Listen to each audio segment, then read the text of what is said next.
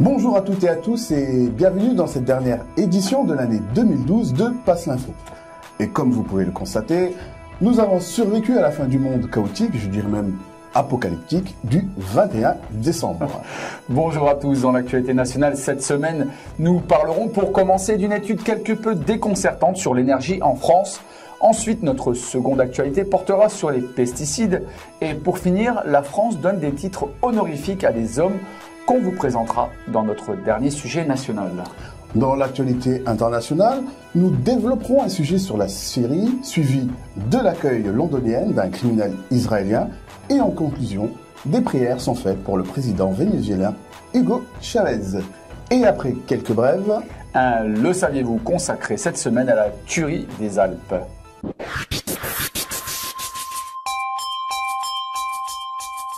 Actualité nationale, selon une information du Nouvel Observateur, en 2012, près de 580 000 foyers ont fait l'objet de coupures ou de restrictions d'électricité, ainsi que de coupures de gaz pour cause d'impayés.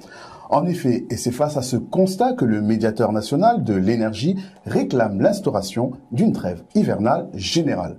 Selon l'autorité administrative indépendante, c'est environ 400 000 foyers qui ont subi soit des coupures d'électricité, des résiliations de contrats par leurs fournisseurs ou de réduction de puissance à seulement 1000 watts.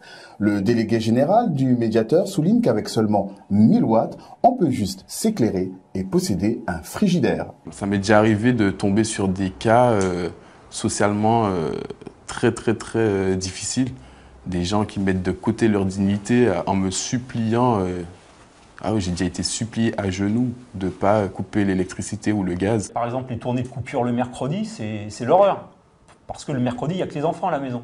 Donc quand on sonne, l'enfant il a ouvert, qu'est-ce qu'on fait? Ils ne sont pas là, les parents. Il y a des situations qui sont insupportables. Humainement, elles sont insupportables. Autre chiffre aussi, on estime à 180 000 le nombre de coupures de gaz pour cette année. L'an passé, le médiateur avait estimé le nombre total des coupures et restrictions d'électricité ainsi que de gaz à environ 500 000. Et les pesticides dans nos assiettes. Des fruits et légumes voient leur concentration autorisée en pesticides multipliée par 2. Et ceci en toute discrétion.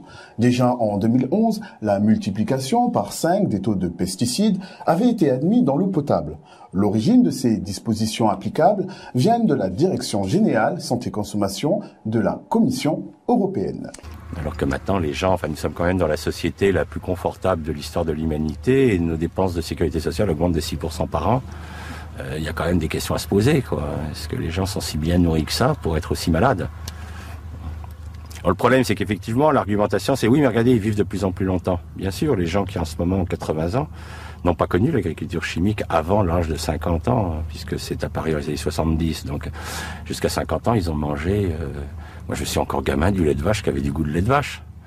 Ça avait vraiment le goût de lait de vache, c'est pas le lait de maintenant. Donc c'est tellement récent dans l'histoire de l'humanité qu'on ne connaîtra les résultats réels et on s'inquiète puisque vous prenez la population d'enfants à l'heure actuelle en Europe, 17% des enfants sont obèses, donc on est en droit de se poser des questions sur cette qualité alimentaire.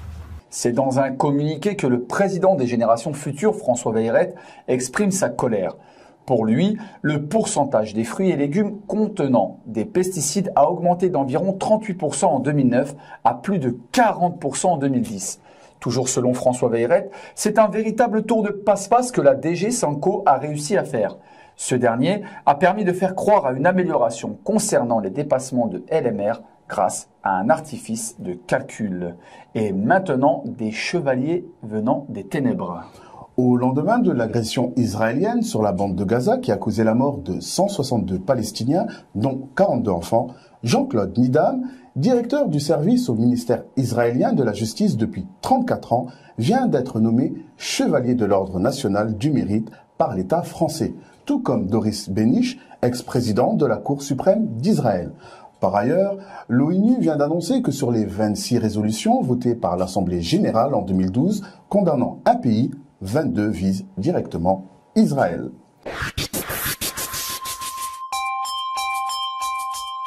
Et maintenant, place à l'actualité internationale et dirigeons-nous en en Syrie. Dans son édition du 25 novembre 2012, le quotidien turc Yeni Shag reprend certains passages d'un article de Mme Condoleezza Rice, ancienne secrétaire d'État des États-Unis de 2005 à 2009, qui a été publié la veille par le Washington Post et tournant autour du projet du Grand Moyen-Orient et de la question kurde. Le quotidien turc souligne les points suivants. Madame Rice, instigatrice des plus acharnés de l'invasion de l'Irak sous l'administration de George Bush, parle des étapes passées, actuelles et futures du projet du Grand Moyen-Orient. Selon Madame Rice, la partition du Moyen-Orient, programmée étape par étape, est sur le point d'être achevée, sauf pour la Turquie en raison du problème kurde. La guerre interne en Syrie pourrait bien être le dernier acte de son histoire tel que nous la connaissons s'il n'y avait ce problème à Ankara selon Rice. Et les analystes turcs de conclure que ce projet états-unien se fonde sur plusieurs scénarios dont la mise sous contrôle américaine de 73% du pétrole mondial. Les États-Unis sont présents militairement en Afghanistan, en Irak. Ils ont procédé depuis 2001 à d'autres redéploiements militaires pour se rapprocher du théâtre du Moyen-Orient, où se trouvent plus de 60% des réserves mondiales de pétrole. L'imposition d'un nouvel ordre géographique islamique compatible avec les intérêts occidentaux allant de l'Afrique du Nord jusqu'au golfe de Bassora. Ce projet se finirait même par la partition de la Turquie. Londres accueille un criminel. En effet, le chef de la sécurité interne israélienne, Avi Dichter, est arrivé à Londres malgré des mandats d'arrêt contre lui pour son implication dans des crimes à l'encontre des Palestiniens. Père de la politique des liquidations ciblées lorsqu'il était au Shabak, Dichter est accusé de crimes de guerre. Sachant que depuis 3 ans, aucune personnalité politique ou sécuritaire israélienne n'a pu se rendre à Londres de peur qu'elle ne soit arrêtée pour les mêmes chefs d'accusation, Israël a exercé de fortes pressions sur la Grande-Bretagne, entraînant en fin de compte des modifications sur la loi de poursuite contre des personnalités israéliennes. Londres s'est engagé à ne pas poursuivre les personnes figurant sur la liste des criminels de guerre. Cependant, le ministère israélien des Affaires étrangères ne permet à aucun responsable sécuritaire ou politique de quitter le territoire avant que le département judiciaire étudie la demande et n'autorise ensuite leur voyage. La Palestine prie pour Chavez. Et en cette période de Noël, des fidèles palestiniens ont effectué en l'église de la Nativité de Bethléem une prière spécialement pour la santé du président du Venezuela, Hugo Chavez. Des dizaines de fidèles palestiniens ont participé à la prière de dimanche dans l'église qui est construite sur le site où, d'après la tradition chrétienne, Jésus est né. Chavez, qui se remet après une intervention chirurgicale sur un cancer à Cuba, la ministre palestinienne du Tourisme, Rula Maya, se trouvait parmi les participants.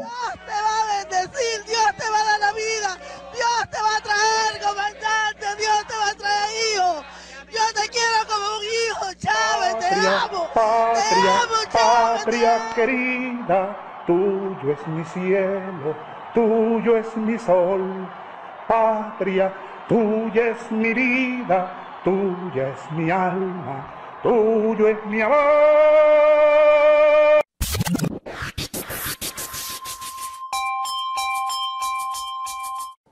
Et maintenant, quelques brèves. L'AIEA espionne l'Iran. Atul Bardevaj, expert militaire indien et éditorialiste de la revue militaire et diplomatique Purepleb Beret, accuse l'AIEA d'espionner l'Iran au profit des États-Unis. Un entretien avec cet expert vient d'être publié par IRNA où il affirme que les États-Unis jouent exactement le même jeu qu'ils ont joué avec l'Irak dans le cadre du dossier nucléaire iranien. Les inspections menées par l'Agence de l'énergie atomique est destinées à collecter des informations sur les avancées technologiques et militaires de l'Iran. Cela fait presque 10 ans que ce dossier est au programme des réunions de l'AIEA. Ils n'ont jamais trouvé une once d'uranium prête à être utilisée à des fins d'activité nucléaire et ils vont répéter la même histoire que pour le cas irakien, c'est-à-dire des accusations concernant des éventuelles armes de destruction massive, ce qui n'a jamais été prouvé. À la tête du Pentagone. Chuck Hagel, sénateur du Nebraska, est en tête des candidats à la succession de Leon Panetta au poste de secrétaire à la Défense. Nous pouvons rappeler notamment que ce républicain avait accusé Israël en 2006 de destruction d'un pays ami des États-Unis, faisant allusion au Liban. Comme le souligne le chroniqueur du Washington Post, Dana Milbank, l'ancien sénateur s'est mis à dos les néoconservateurs en refusant notamment de signer une lettre d'appui à Israël lors de la deuxième intifada et en défendant l'idée de négociation avec le Hamas. Le projet Indect. Le 8 décembre dernier, une trentaine de manifestants ont répondu à l'appel lancé par Anonymous et se sont rassemblés à Paris. La manifestation avait pour objectif d'informer la population sur le projet Indect. Fin 2013, l'Union européenne devrait lancer le projet Indect qui pourrait permettre un fichage total des citoyens et de leur emploi du temps sur Internet et dans la rue. Depuis 2009, l'Union européenne subventionne le projet Indect au prix de plusieurs millions d'euros. La mise en œuvre d'Indect vise à analyser les comportements pour prévenir les crimes, dans la vie virtuelle ainsi que dans la vie réelle. Avant que ceux-ci ne se produisent, toute personne pourra être tracée et surveillée. Toute personne qui dit ou fait quoi que ce soit d'anormal, ou quelque chose que le système pourra considérer comme une menace, à la fois sur Internet et dans la vie réelle, sera potentiellement suspecte. Nous devons éveiller notre conscience et prendre les rues pour la défense de nos droits. Faut-il se méfier des vaccins ? Le Conseil d'État a discerné un lien de cause à effet entre l'aluminium qui sert d'adjuvant dans un vaccin contre l'hépatite B et l'apparition de la maladie myofasciite à macrophages chez un employé de la ville de Paris. Il n'y a sur le marché aucun vaccin sans aluminium. Pourtant, l'Agence nationale de sécurité du médicament a été alertée. Des membres d'une association d'entraide aux malades de myofasciite à macrophages ont de ce fait entamé une grève de la faim depuis le 26 novembre. Dire que l'aluminium est dangereux et ne plus l'utiliser dans les vaccins fait que ça supprime pratiquement tous les programmes de vaccination. Des vaccins aussi simples que le vaccin contre la diphtérie, le tétanos, la polio, la coqueluche et les méningites. Les hépatites, d'accord, contiennent tous de l'aluminium et dire que c'est dangereux fait que on ne peut plus vacciner contre quoi que ce soit. Et maintenant, passons à une fête scabreuse. Nos rédacteurs ont trouvé une très surprenante vidéo sur le site de Dailymotion. Est-ce un canular de très mauvais goût? À vous, chers auditeurs, d'en juger.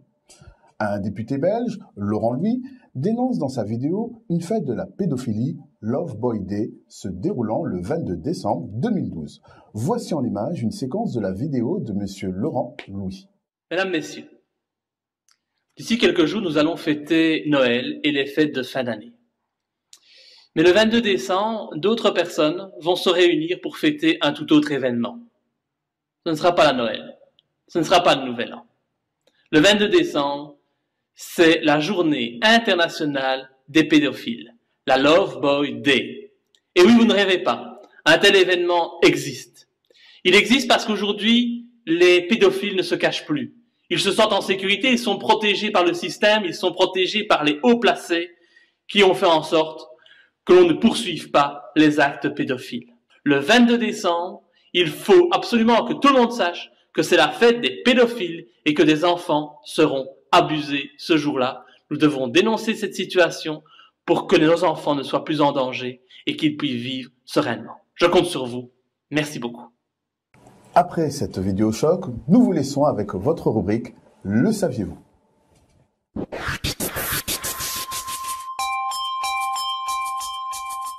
Bonjour et bienvenue dans votre rubrique. Après la dernière tuerie aux États-Unis et tous l'émoi qu'elle a suscité, les équipes de Passe l'Info ont voulu s'intéresser à un autre ensemble de meurtres qui avait été à la une des journaux et dont nous n'entendons plus parler. Celui de l'assassinat de toute une famille au cœur même des Alpes françaises. Le saviez-vous de cette semaine vous présente les nouvelles avancées de cette enquête très peu médiatisée. Revenons aux faits. En septembre dernier, 4 personnes ont été abattues sur une route forestière de Chevaline en Haute-Savoie. 2 fillettes du couple assassiné, les Al-Hili, âgées de 4 et 7 ans, ont survécu à la fusillade. Près de 25 douilles avaient été retrouvées sur la scène du massacre d'une sauvagerie inouïe, selon le procureur d'Annecy. Ce qui est certain, et c'est ça qui est particulièrement marquant dans cette scène de crime, c'est la volonté absolue de tuer tout le monde. L'enquête franco-britannique sur le quadruple meurtre des Alpes a repris avec une avancée en France où il est apparu qu'une seule arme avait été utilisée tandis que les gendarmes effectuaient de nouvelles vérifications sur les lieux de la tuerie. Selon les premiers examens balistiques, l'arme qui a coûté la vie le 5 septembre au couple britannique ainsi qu'à la mère de l'épouse et à un cycliste français est un pistolet automatique de calibre 7,65, un calibre moyen considéré comme ancien par des experts. En général, les chargeurs de ces armes-là ont à peu près 7 coups. Or à Chevaline, les enquêteurs ont retrouvé 25 douilles provenant toutes de la même arme. Utiliser un 7,65 aurait donc dû obliger le ou les tueurs à changer 3 fois de chargeur. À moins qu'ils n'aient opté pour ce genre de pistolet mitrailleur qui permet de tirer jusqu'à 20 coups. Mais là aussi, le ou les tueurs auraient dû changer de chargeur.